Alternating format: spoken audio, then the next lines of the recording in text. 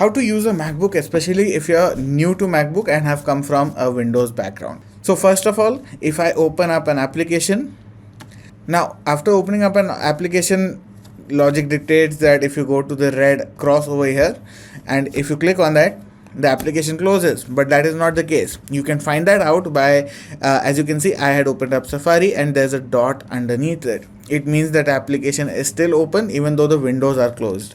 So if I open it up again, it immediately opens up. To actually quit the application, you have two options. You can right click on Safari and then hit quit over here, or you can use a keyboard shortcut which is going to be Command plus Q. And here you can see underneath Safari we no longer have that dot, which means the application has closed completely. Second thing you actually want to know is the control key is not the same as the control key on a Windows. So you can see that there's a command key on your MacBook and that is your actual control key. It behaves like a control key on the MacBook. For example, if you want to copy something, so let's say I have created a new folder, for example, I name it test, and if I want to copy it, I can right click and then copy right over here. Or I can press Command plus C, not Control plus C, and then press Command plus V.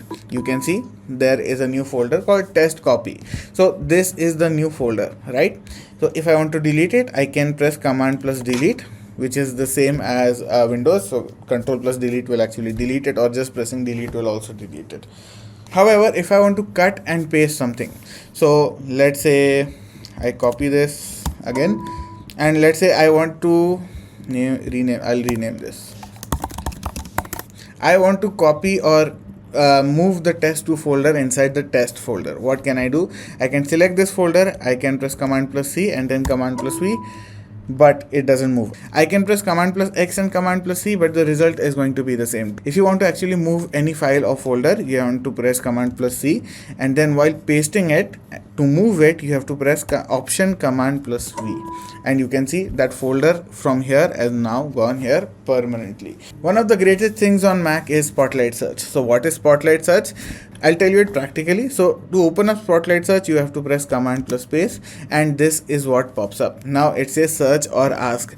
I'm using macOS 27, so I can use this as my search bar as for the browser as well. But otherwise, if you're using a lower macOS version, you can just type in. So what does this do is essentially this is your search bar from when you press the Windows button on your keyboard. This is going to index everything. So let's say I want to find a PDF file. If I press .pdf, it's going to look up every PDF file that I have on this computer. If I don't have it, I can also press let's say XLSX, which is a spreadsheet format, and you can see it has also gone through my emails and looked up some spreadsheets. So this is able to index everything. So whether it is your email, your messages, your notes, or the files themselves, everything is going to come up here within seconds at the click of a button, and that is much more convenient than on Windows. I think everyone should be using it. Then we have Finder, which is essentially what Windows Explorer was. So in downloads, I have some images. If I want to open it up, if I want to open, let's say, some folder, you open the folder in the same way as you do on Windows. But if you want to preview an image, you can select on it. You have multiple views, that is a different thing. But you can also press just the space bar and you can view the image. It is going to give you a quick preview. Whether it is a video or a photo, it doesn't matter. It is going to give you a quick preview anyway. I can also double click on it, and in that case, an application called Preview is going to open up. That is a separate application. Now I have to close, which sucks in my opinion that I have to close it manually every time with Command plus Q, but that's fine. If you open let's say videos, in that case QuickTime Player is going to open up. So that is how you preview. You don't need to actually open every file one by one.